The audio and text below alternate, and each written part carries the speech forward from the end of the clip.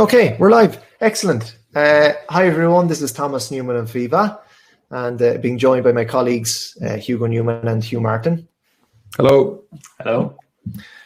I hope you're all keeping very well, and thanks very much for taking the time to join us for this Ask Me Anything session. This is the second one we've done. We did the first 2 weeks ago, and I think we'll be doing plenty more of these throughout the year. And the idea here is to answer any doubts you have really whatsoever in relation to your CIMA studies. So whether you're doing objective tests or whether you're sitting case study exams soon, whether you want to know about the most effective strategies for studying and retaining information, or anything at all really in relation to your CIMA study. Maybe you're not feeling so motivated. We can probably offer some words of advice in that respect too. Just to emphasize, we are not CIMA itself. We are Viva Financial Tuition. So if you're having trouble booking exams through the CIMA platform or the Pearson platform or anything like that, your best point of contact would be CIMA itself. And that's really it. It's completely open to you. You set the agenda here for the next hour. We're just going to be listening to you and watching your questions as they come in through the chat box. So you've got a little chat box to the right of the webinar, and I see some of you have been making comments already, so some familiar names there. And hello everyone. I hope you're all keeping very, very well. So yeah, it's the chat box you can use to post your questions, and you've got there's a speak button as well. We've tried this on a couple of occasions, and it's very hit and miss, very hit or miss. So apparently you can request to speak, and you should be able to, once we give you access, you should be able to actually speak your question rather than write it. And that's a nice feature. So let's see if that one works today. So get typing, guys. Let us know what your questions and doubts are, and we'll do our very, very best to resolve them. I liked Anna's comment there about lost souls.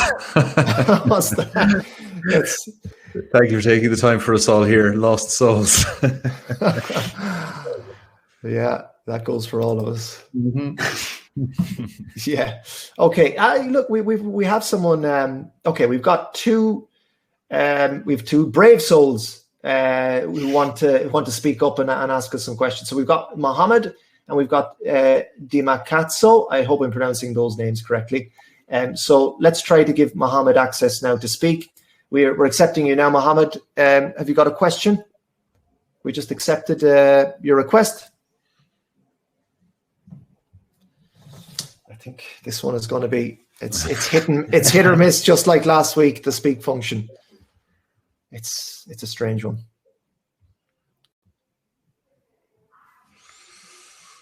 Let's see. No, nothing so far. Maybe try again, Mohammed. I'm going to try and give Dimakatso access now. I'm going to accept his request to speak.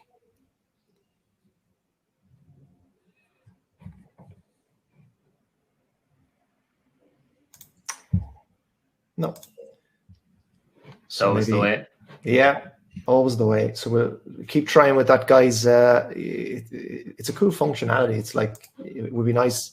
It worked a couple of times last week where people actually were able to dial in and ask us questions, speak their questions. Okay, let's try some comments then. So in the chat box, let's see if we've got some questions coming through. Let's see. What have we got? Scroll up to the top there. We'll see from there's a question from Hema. Yes, it is. How to start with F3 studies. 1 second. We have Dimakatso now joining. Very good. Hello, Dimakatso. Hi, guys. How are you? Hello. Very well. You? How are you keeping? I'm great. We are lost souls, and we are happy that you guys are here. So my question is, so I wrote my pillar, so I'm on the operational level case study, right? And I wrote my 3 pillars in 2015 syllabus. And this was back in 2016. And And I think I went back to restart my operational case study around 2018, failed, 19 failed, 2020 failed. So there is a bit of a disconnect now that I'm wondering, do I want this? Do I not want this? So how do I approach the 2021 May operational case study? In terms of, because I wrote again in November the amazing bits and it still didn't go well, but I think it was mainly because of the adjusting of the syllabus for me, and I chose not to write in Feb, and then I paid for all access for the VIVA, crossing fingers that's gonna go well for me. So what is the approach in how to start bridging the gap, number one, for the 20 for the new syllabus, and trying to make sure that the operational case study goes well for the fifth time in my experience. Cool. Yeah, good question. So I think, holding off until May is probably a good idea while you're trying to figure out the right strategy, because it's been a while since you've taken the objective test subjects and you've done them under the old syllabus. So the first thing to focus on is bridging the gap between your current objective test know-how and the new syllabus stuff. And a good way to do that is certainly making use of the All Access pack, the membership.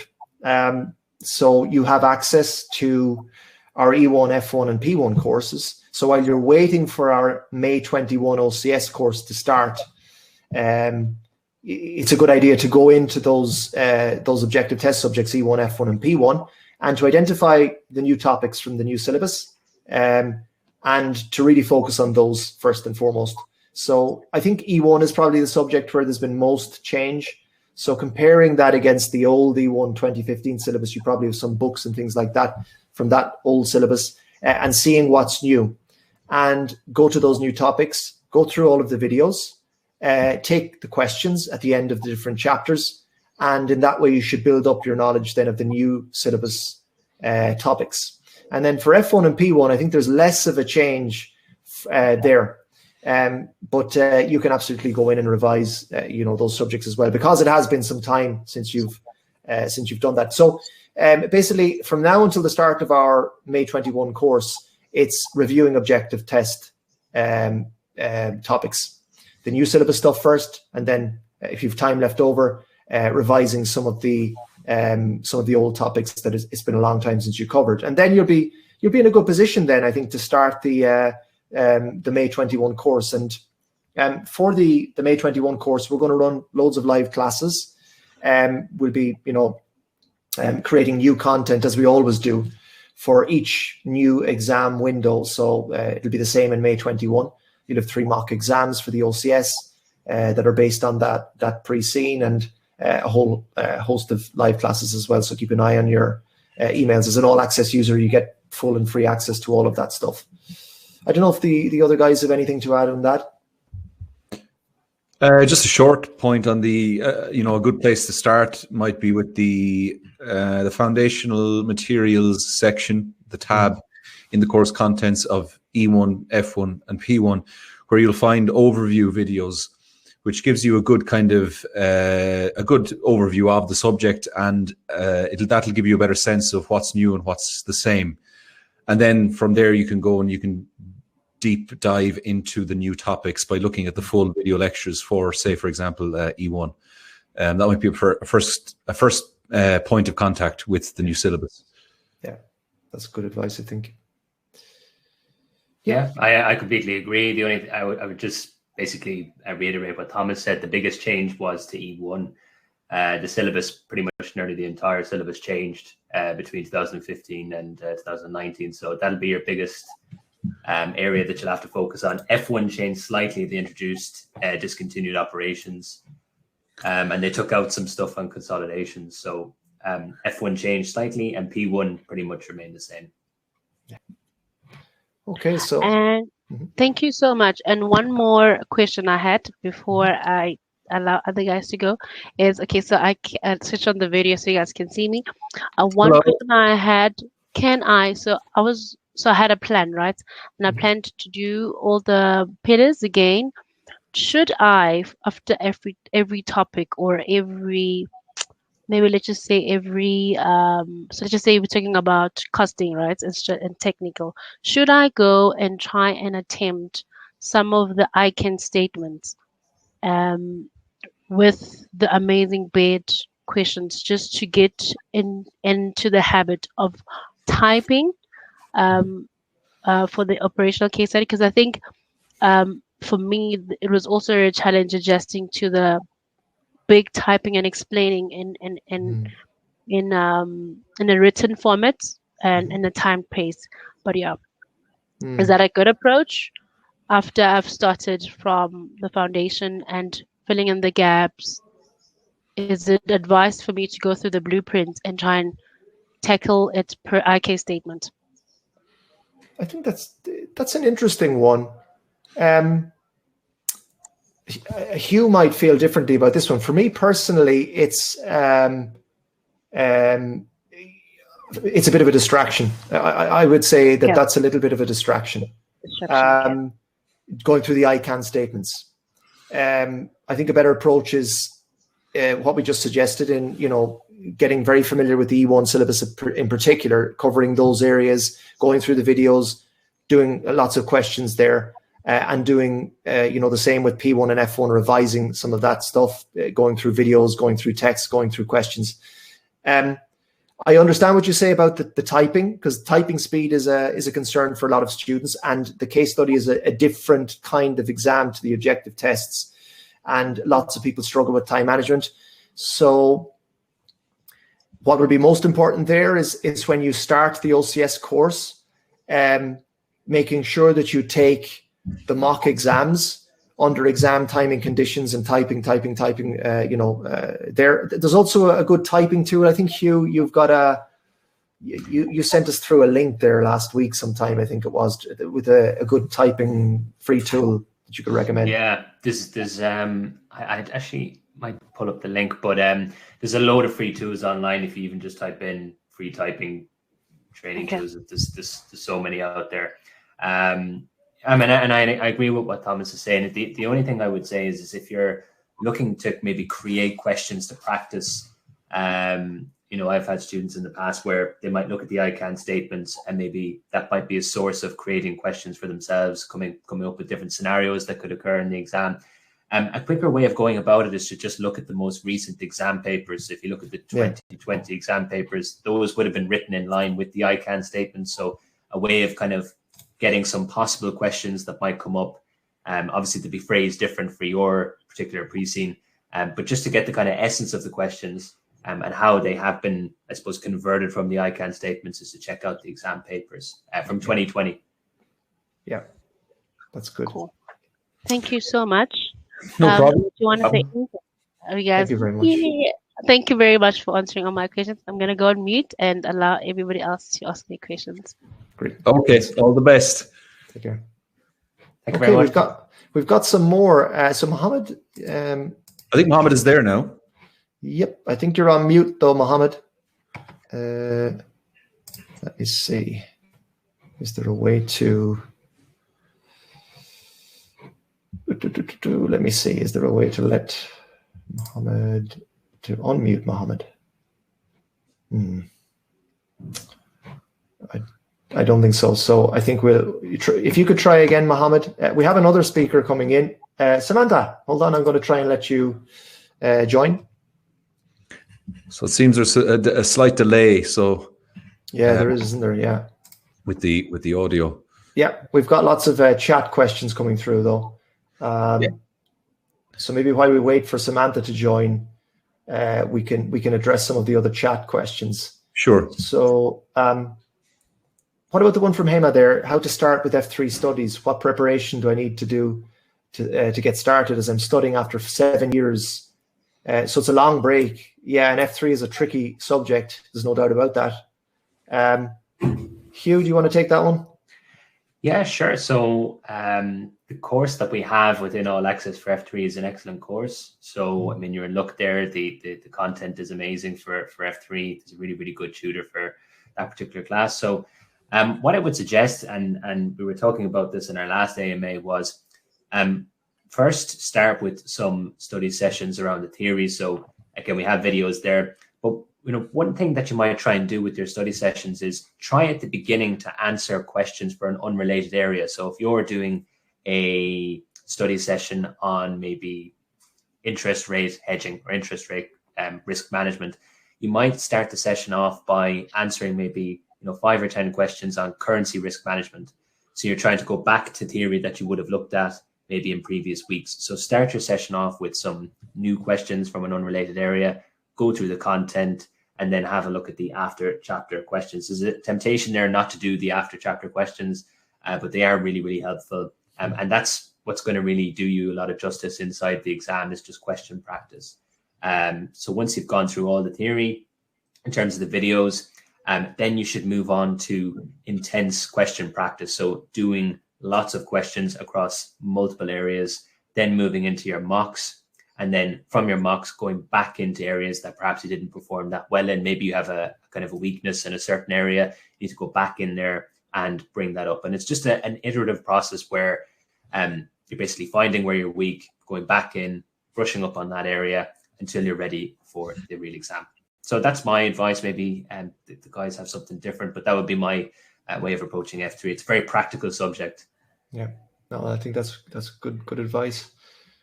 Samantha, unfortunately, we haven't been. I accepted your request to speak. If you want to try again, Samantha. Okay, so Matt Lube asks, my question is, which topics should we revise for E3, F3, and P3? So I'm going to run with the assumption that you're sitting maybe the SCS exam soon. And I think a concern for many students is, how do I narrow it down? There's so much theory that potentially could be tested in the SCS exam. Where do I even get started? And CIMA can test and does test absolutely everything across the three subjects for the SCS. So you can't really pick and choose topics and just ignore other topics. However, what we try to do with Viva's courses is with the case studies, we do try to flag up what we think are the most important theories in relation to the current pre-scene.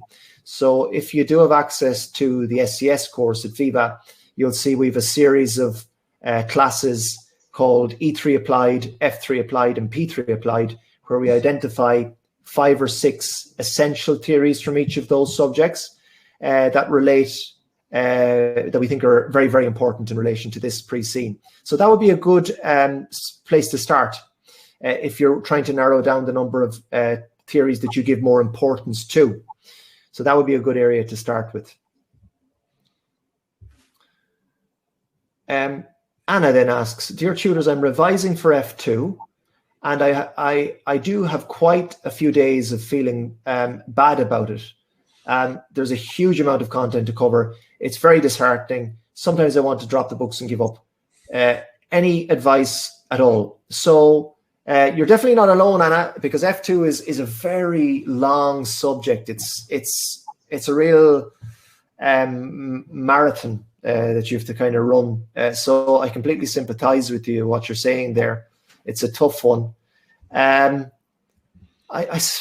mean, I don't know if I've got any wise words exactly, but it's just about taking it one step at a time. Not driving yourself crazy, and just going at it little by little. Try to commit to do a little bit of study every day. It's far better to do that, to do a little often than sort of leave it until the end of the week and try to do 5 or 6 hours at the weekend or something like that. It's far better to do even just 30, 40 minutes every day consistently. The stuff will stick much, much better if you do that. I would say emphasize question practice. And if you've access to the F2 course on Viva, or with any other tuition provider, if they provide you with videos, start there rather than going through the text, because the text is a real slog to get through. So start with videos. They're more accessible, and that'll give you a high level overview of what you're studying. Do the questions then, and then where you're having difficulties with the questions, you'll start to identify your weak areas. go back to the textbook then to dig into your weak areas with the textbook. And that it'd be less of a slog in that way. You'll have to spend less time with the text in that way. Besides that, I don't know if my colleagues have anything to add. Yeah, just a couple of things. One of the things that I would mention is in our supplementary materials, you'll find some articles which you might find useful from a motivational point of view. And in our blog as well, we have articles. We also have interviews with students who would have studied F2. And, you know, they're always nice to go and look at, and you might find something. And we have in foundational materials as well, of course, we have some useful guides there, just on general study approach, things like that. But, you know, another thing is, I would say, and I say this to other students, is an approach to study which is called interleaving. And interleaving involves not going through your study materials simply in a chronological manner, which is a mistake that some students make. What they'll do is they'll go from chapter 1 to 2 to 3 to 4 to 5 to 6 to 7 and so on and so forth. And what they find then by the end of their studies, when they come to practice, for example, with mock exams, is they've forgotten a huge amount of information from the first 3 or 4 chapters. And they get deflated and they think that they'll never be able to retain the information. So what you should be doing as you proceed through the materials is you will start off chronologically, and you might go through the first 2 or 3 chapters. And then you want to immediately jump back to practice questions from, say, chapter 1.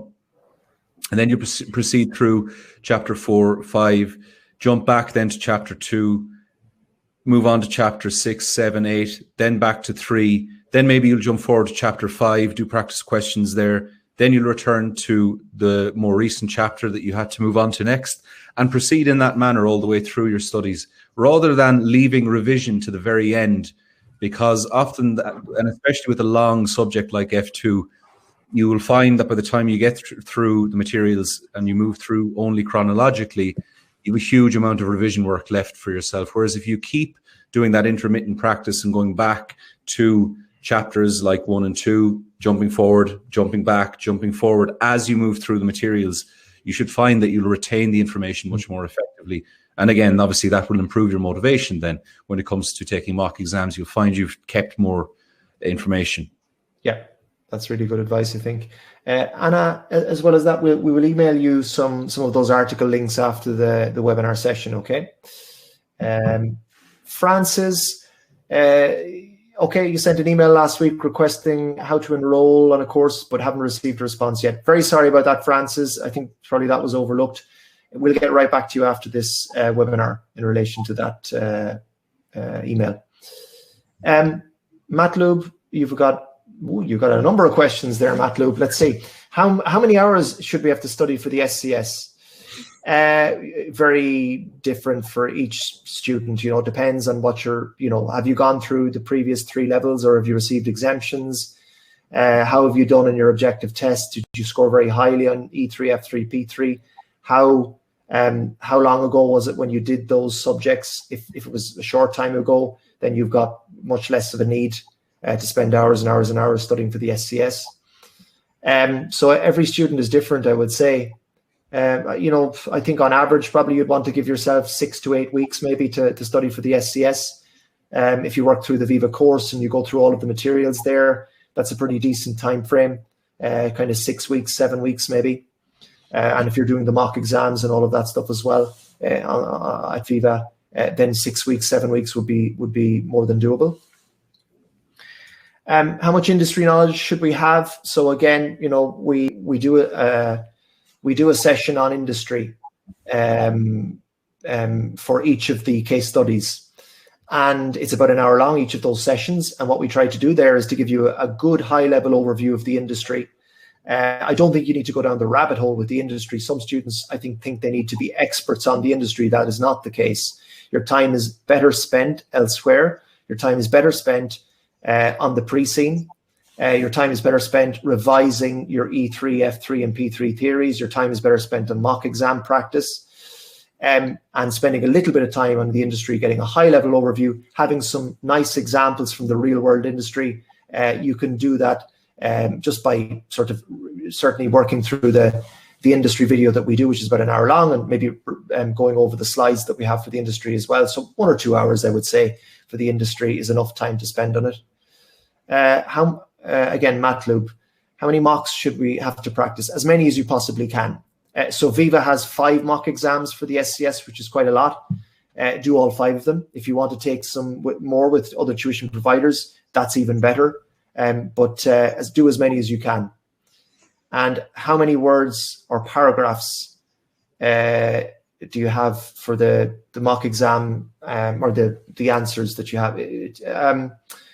It's mostly about quality over quantity, but you generally would want to be aiming, just to give you a rough idea, maybe for at least 2, 2.5, 3 pages would be a kind of just a general guide. But Hugh might have a little bit more to say on that one. Yeah, so for the SCS, if it'll depend on how much time or marks are allocated to each individual subtask. So if it's and this is just based on the CIMA suggested solutions. So, that's probably the best way to look at it. If it's worth 30% or 33%, you should be writing about 3 paragraphs, and you should be developing those paragraphs to get the best possible marks you can. If it's worth 40%, 4 paragraphs. If it's worth 52 or 50%, then 5. If it's worth 60%, then 6. So you use the first number to dictate. And that's just a general, very, very rough idea. Of course, if the question specifically says give 4 risks or give 5 stakeholders, then you'll need to have 5 paragraphs or 4 paragraphs. You need to let the question guide that to an extent.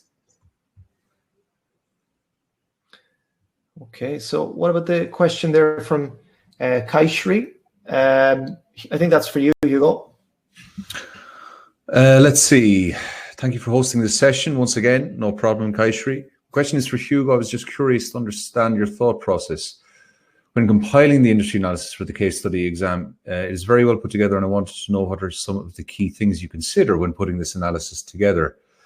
Thank you once again, and keep up the great work. Thanks very much, Kaishri. Let me see. What do I think about when I'm preparing an industry analysis?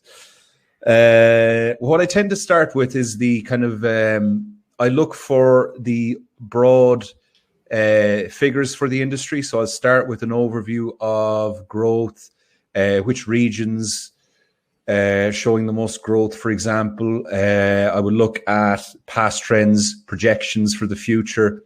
So I start with that kind of broad perspective, and then that helps you contextualize the more specific trends within the industry. So I'll start from that broad view, and then I'll work down towards specific cases or examples of real world businesses that seem to have something in common, perhaps with the case study company. So you look for parallels between the case study company and real world companies. And what I'll often do is I'll usually try to find 2 real world cases, one which is similar in or more similar to the case study company, and then I'll find one that is perhaps something like the company that the company in the case would like to become or could become, or is doing certain things that perhaps the company in the case study might consider doing in the future. And that's a good exercise, I think, because then that might help you to anticipate some of the potential scenarios that might arise on exam day. Because of course, CIMA wants to be as realistic as possible in its in the exams that it creates, in the exams that it writes. It wants it to be a realistic scenario, and so they're obviously going to consider the real world as a basis for that, or a point of inspiration. So it's an instructive exercise to look at real world examples that perhaps don't necessarily. You don't just look for companies that are exactly like the company in the pre-scene. You also want to look at companies that are what they might want to become, because that will dictate their future decisions, for example. What else do I do in the case of preparing an industry? I mean, you want to focus obviously on the product or service that is actually being offered by the company in the pre-scene. So you want to think about, for example, what are some innovations that are going on currently in the real world? What are some potential innovations that are coming down the line?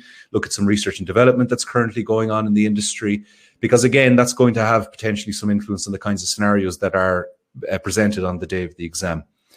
And the reason I look at that broad overview that I mentioned at the start, looking at those general kinds of trends, is again with the view to trying to anticipate some potential scenarios that might arise in exam day. So when it comes to things like, let me think of some examples. Market development, for example. Okay, so they might be looking at investing in another country. It might be that they will think of moving to another region. If there is much stronger growth in one region than in another, for example, that might be suggestive of something like that kind of scenario arising on the day of the exam. So it's always with a view to kind of thinking about what kind of information would be useful from the point of view of potentially at least anticipating some scenarios and kind of priming your mind for the kinds of innovations, trends, scenarios that might arise on the day of the exam. And that's probably that's what influences my approach to the industry analysis. Yeah, that's great. Let's see, Christina. Hi, for F3 and in general, how many hours on average does one need to dedicate to prepare for an exam sitting? For a person working full-time, how long would it take on average? Thanks. Yeah, I never really know exactly what to say when students ask, you know, how long do I need to spend? Because it's so different for different students, and it depends on your objectives. There are some students who just want to get through the exam as quickly as they possibly can. They just want to bare pass. There are others who want to take a slower run at it and really absorb the content and remember it and do as well as they can on the exam. So it depends on what your objective is there. I mean, CIMA typically, I think, says that the qualification takes 3 years plus, maybe 3.5, 4 years maybe. So if you're taking all 12 subjects in the professional level, you might be talking about doing 4 exams per year. You know, that would be 3 objective tests and 1 case study per year. That would mean you were through the qualification, the professional qualification, in 3 years. So if you're doing 4 exams per year, that would be 3 months per subject. So that's kind of the average, I suppose. But of course, there's so much variation from one student to another. You know, you might have certain students who, okay, it'll take them, they'll have 3 months between sittings, but they might just do all of their study in the last 2 weeks before an exam for that, you know. So that's, I suppose there's some general guidelines, but as to how many hours it takes, I mean, F3 is a difficult subject. It's one that has a pretty high fail rate, I think. So it definitely takes a little bit more time than maybe something like E1 or E2, which would be quicker to study. That's all I can really say. Without understanding, you know, more intimately your background, it would be difficult to give much more advice there. So moving on then, Jeffrey. Guys, thank you for hosting. You're very welcome, Jeffrey. Quick question. I sat and failed F2 4 times last year by tiny amounts each time, but had to put the study on the back burner as we've just had a baby. Congratulations. In January, I had one of those recently. Everything else stops, so I completely understand. Yeah, moved house as well. Okay. Wow. Married, got a promotion. Gee, okay, yeah, I can see. Well, I can see you have a lot on your plate, Jeffrey. I intend on getting back to it in the second half of this year. Any hints, tips, recommendations? Congratulations on all that, Jeffrey. That's all fantastic. Yeah, you got very close, and as we just said, F2 is a real. Yeah, you have to really grind your way through that subject. It's long. It's long. Yeah, you want to push it over the line. I don't know, you know, what your history is there, if you've taken courses with tuition providers for F2 or not. If you haven't taken a course, I would recommend taking a course. I suppose you're going to think, well, he would say that because, you know, because VIVA is a tuition provider and they have courses to sell. Yeah, I suppose so. But I mean, the reason we started VIVA was because we felt there was a need for high quality tuition at very, you know, at reasonable prices. And honestly, you know, I remember when I was a CIMA student, and probably Hugh is the same, you start out with CIMA and you think, I can do all of this on my own. It's a kind of a point of pride. You think, I'm just going to, read the stuff myself and I'll get through it. I don't want to be wasting more money on courses or anything like that. And as you move up through the levels, you start to realize that was not the right approach. First of all, it's much faster to take a course. It's actually much less painful. I was going to say it's much more fun to take a course. Fun isn't quite the right word, but honestly, it's much less painful taking a course, because if you've got a good course tutor, they have taught the stuff so often that they can explain something in 30 minutes that would take you 5 hours to work through yourself if you're just going through text. So believe me, you will save yourself a lot of time if you take a course, whether it's an on-demand type course with pre-recorded lectures or whether it's a live course. Either one is good, and everyone has their different preferences. I would advise taking a course if you can, and if you haven't done that before, you'll get over the line if you take a course. Lots of question practice. Emphasize question practice. So if you're someone who has traditionally just read through the textbook and left sort of the question practice to the end of a course, don't do that. What you want to be doing is taking questions from day one. Take as many exam type questions as you possibly can. That would be the advice I would give you. And with that, I think you'll get over the line. So I'm not sure again if my colleagues have anything to add there, but that would be my advice. All I would say, Jeffrey, just with F2, the only thing I would add, and I agree with what Thomas said, is just with F2, there's a lot of subjects, there's a lot of chapters to go through. There's a ton of standards. But the thing with F2 is that the combination of questions that can come up is relatively low. So if you are good at, for example, group accounts, and you're able to calculate NCI and all these different types of workings, the combinations of questions that can come up are relatively limited. So, for example, when you're doing your questions for IAS 28 and, maybe you're finding it difficult, you only really have to look at, 2 or 3 different combinations of adjustments that might be required. So, provisions for unrealized profit. If, for example, the associate is selling to the parent, or if the parent's selling to the associate, well, those are the only 2 combinations that can come up. So if you get good at these different combinations, then you should be okay. So even though it's long, the variety of questions is relatively limited. So you should be able to cover that off in question practice. That's a really good point. Okay, so it's time for a little bit of shameless promotion here, right? But bear with me, I won't go on about it too long. So you see the little offers button just under the chat button, 2 buttons down. I'm launching an offer there for something that we have, which we've mentioned, I think, a couple of times already. It's called All Access Membership. And with All Access Membership, you get access to everything at vivatuition.com for 1 year, for 365 days. So typically we sell this for £299 for 1 year, which is remarkably good value, I think. And tonight we're offering it for the next 2 days, actually, we will offer it for £229 for the year.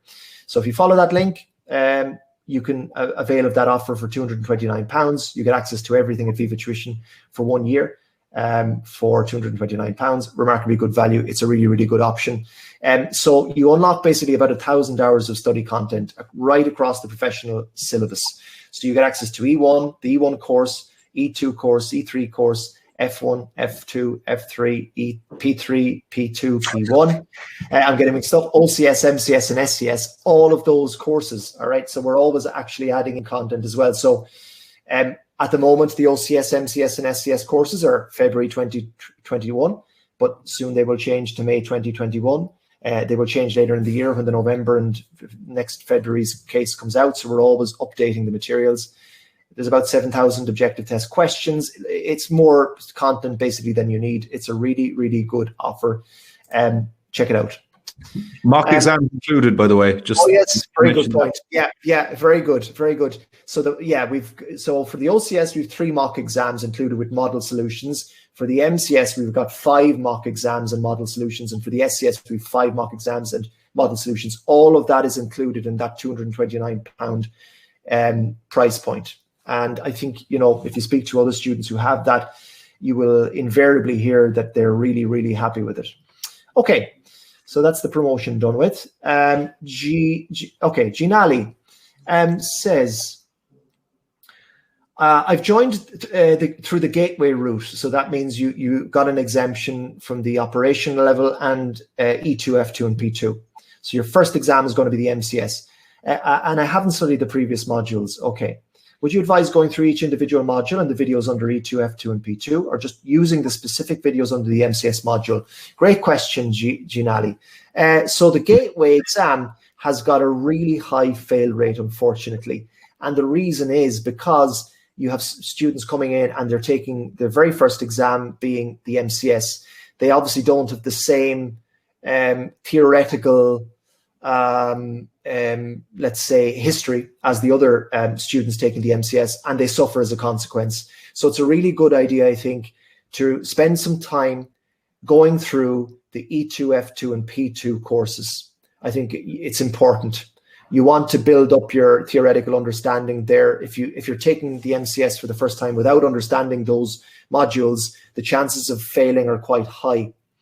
And, you know, with something like All Access, which is, you know, the 1-year membership to VIVA, which I just talked about, the beauty of that is that, you know, you have access to the current MCS, but you also have access to the E2, F2, and P2 full courses. So you can go back to those, dip in, and spend time brushing up on your theory there. And then, you know, you're under no pressure to sit the current MCS. You can just wait until the May window or the August window when you'll still have access. And as I said, we'll update the materials for those windows when it comes time to do so. So that would be the advice I would give you, Ginali. Yemi says, I'm sitting the MCS exam next week. This will be the 4th attempt. Rather than improving on the previous exam, I've done worse off for the next attempts. No matter how much mock practice I do, I still struggle to come up with ideas during the mocks and the actual exams. What do you suggest? My poor typing skills do not help either. What do you suggest, please? Okay, that's it's a good question, Yemi, and it's a tricky exam. Okay, so a couple of things I would say. It might be well worth, I would say it's well worth doing actually, getting at least one of your mock exams corrected by a tutor and getting feedback. Because even though you've done a lot of mock exam practice, you might have a set way of doing that where you're making mistakes and you don't realize the mistakes that you're making. So we find with some very good students, you know, they feel they're very well prepared and they come and sit the mock exam and we correct it. And we because our tutors have marked hundreds and thousands of these scripts, they're able to identify the weaknesses straight away and they send it back to the student. They're surprised that they failed it, but they get all of this very valuable feedback and then they can just take, it's kind of obvious as well. They think, oh, all right, that's, you know, it's not that they're missing some theoretical understanding. It's just that their exam technique is not good. And so getting someone to correct your mocks is a really good idea. And VIVA offers that. So, you know, if you're interested in that, you can purchase mock marking services from anywhere from 1 mock exam to 5 mock exams. So check that out. And with the typing skills, check out the link that Hugh included there to practice your typing speed. That will definitely help. I'm not sure again if my colleagues have anything to add. Let me see. I mean, we do have an article on mock writing, which is very useful, I think, actually. And I think maybe some students miss that. It's in the supplementary materials. Again, I think a lot of students maybe just kind of skip over the supplementary materials because they think it might be non-essential, but there's some really good, useful. There's some really useful information in there. Let me just send you the link to that. I'll include that in the chat as well. 1 second now. I should find it here.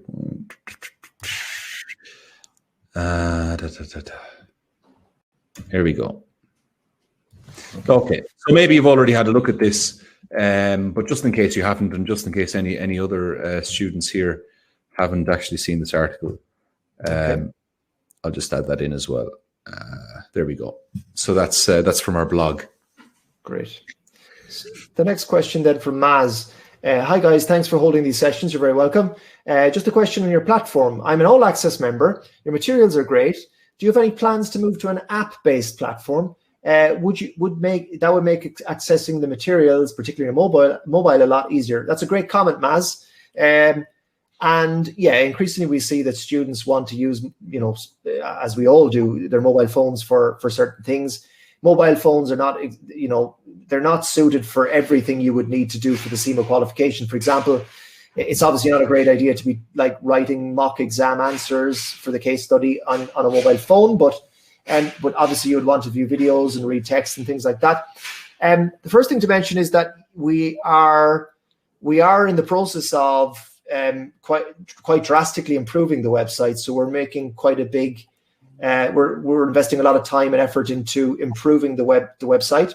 So I think in the next kind of 3-4 months, you're going to see a big change and a big improvement in the user interface there. The app question is one we're thinking about. So I would say it's something maybe towards the end of this year we will revisit. But in the meantime, we will be greatly improving the mobile experience. Okay, whether we move to an app or not is another question. Okay, so Umar says, I'm starting on the strategic level. What would be the best order for taking the individual exams? I think this is very subjective. Every student's a bit different. Depends on what you prefer. I mean, when I was a student, I would kind of typically start with the E subjects because they were, I thought they were a little bit easier. And I wanted to get off to a good start with each level and sort of guarantee that I would pass the first one. It would give me confidence and motivation to keep going. And then between F and P, it was really just a toss-up. I wasn't too concerned in the order I took them. But every student is, I think, different with that. I don't know about Hugh. What do you think?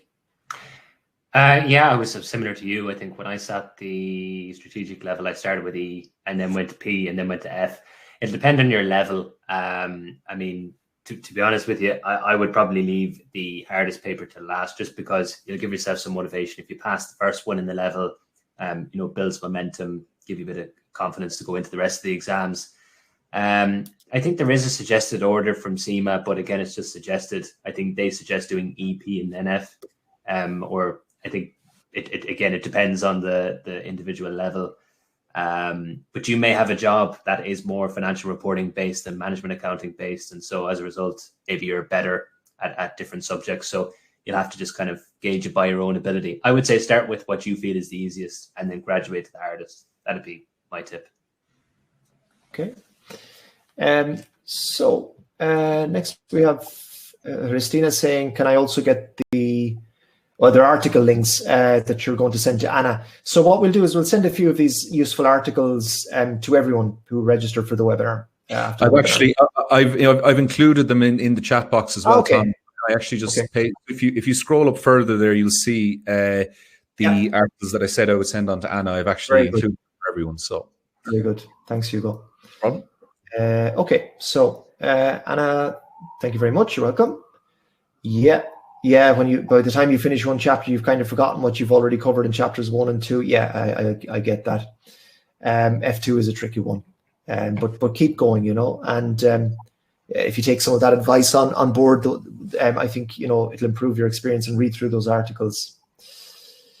Okay, so Mode says, hi, I sat for the SCS in November 2020 and I didn't pass. I registered for the February sitting because it's the same case study. I'm curious, what are the possibilities the same areas in the November sitting will be asked again? Or will it be the case that, the February sitting, you'll be asked different things? It's a tricky one. I mean, predicting what's going to come up exactly in an exam is just, who knows? I've heard from a couple of students who have done sort of exams over 2 windows. They've repeated an exam. That some of the things that came up in the first exam, a couple of them, were quite similar to the things that were asked in the second exam. But please don't think that I'm saying that the same things will be covered, okay? Because CIMA has a history of asking anything and changing things up. But it would be wise to pay attention to what you were asked in the first exam and to think about that a little bit more perhaps than some other topics. So if you were tested on 4 or 5 different things and you remember what you were tested on in that first exam, you definitely want to do a little bit more preparation there, okay? Hugh, do you anything? No, I think it's a good idea to have a look at the exam papers there to see what's happened in the past. Remember that the first 3 variants would have been sat in one window, and then the other 3, so 4, 5, 6 would have been in the next. So if you look at runabout, which would have been May and then August, you'll see that the same themes in some questions were tested, but they were tested differently. So cybersecurity was tested a few times, but the question wasn't the same. It was asking for something completely different, but the same topic was examined, but questioned completely differently. So that would be my recommendation. Check out the last window from May, August, and you'll see what that looks like. Yeah.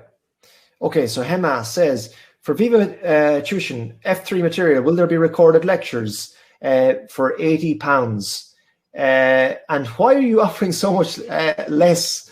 So why are you offering such a lower price? I think you mean to say, yeah, for all access. Okay, 2 questions there, and I'll address both of them. The first one there, if you're looking at the option to purchase F3 800 questions for £80, you would get 800 objective test questions, and you would get access to the online version of the BPP texts, which are included in our all access as well.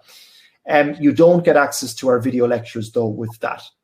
£299 typically for all access for 1 year, which gives you access to all of the subjects. So you would get access to the things I just mentioned there for F3. That would be 800 questions plus a BPP text, plus you would get access to video lectures. And why are we offering all access for such a low price? Well, we're offering all access for such a low price because we can. So Viva Tuition, I mean, since day one, it's been an online business, and it's been a small business, and we've kept it small, we've kept it agile, we've kept our costs really low compared to other tuition providers. We've been disciplined, and the aim has always been to create high quality course content at what we think is a very reasonable price. And actually, if you go out and compare the price points to other tuition providers, and you all know who they are, you will see that the price points are significantly lower.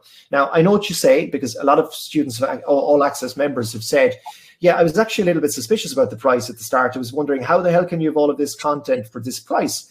And then they're very, very pleasantly surprised when they get into all access, dig into the materials, and realize this is actually as good, at least as good, as the stuff I was getting for £1,000 per course elsewhere. So it's intentional. We keep the price low, and we always want to keep the price as low as we possibly can, because we want to be as accessible, and we think that students should have access, regardless of where they live, to high quality tuition. Another thing worth mentioning is that recently CIMA gave a prize to 6 tuition providers worldwide for surpassing the average pass rates for their exams. So only 6 tuition providers made that list, and Viva was one of them. So we were very, very happy to do that. And again, if you go to see the 6 providers on that list, you'll recognize the names. Go check out their offers. You'll see that the price points are much, much higher. So as I said, we keep the price low because we can, and the intention is to keep it low. And as I said, students are very pleasantly surprised when they access the materials. So that's what I would say to that. Much lower costs, so we pass on those cost savings to customers in the form of a lower price. Let's see. Yemi says, please can you send the link to typing skills? So I think Hugh included that link in the chat box at an earlier stage. Further down, yeah. Yeah, I just sent it to you there privately, Yemi, as well. So yeah. Okay. Let's see, what else have we got? Isaac says, is it okay to abbreviate when writing in the exams? So let's say, for example, that you use KCTP, which is the SCS pre-seen company, NPV. Well, in the case of KCTP, it's definitely okay to use it because it's referred throughout the pre-scene. It's referred to as KCTP. With NPV, I think ideally you want to be writing the full term at least once at the start. So you might, at the start of your answer, say net present value in brackets, NPV, and then refer to it as NPV for the rest of your answer. So any terminology that you're using like that, it's a good idea, at least at the start of your answer, to use the full term, and then afterwards you can use the abbreviation. Definitely, yeah.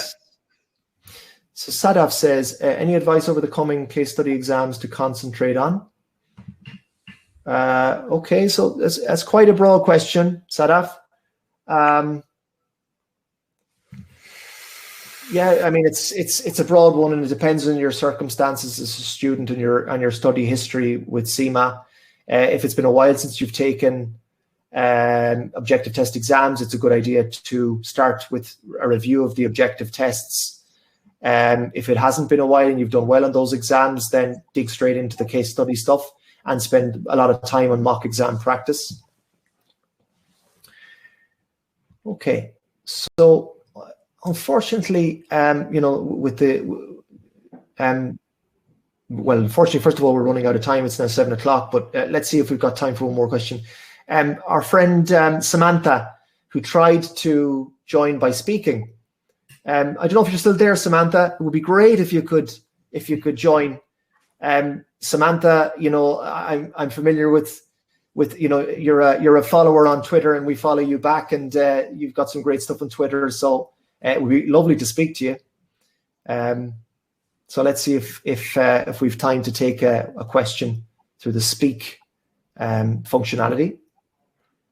Let me see. Sadaf also asks how much of the book content knowledge is mandatory to imply. So I think one of the challenges is with the case studies is a lot of students wonder what balance between theory and practical stuff do I need? The case study exam is a practical exam. It's not a theory test. That's the first thing to say.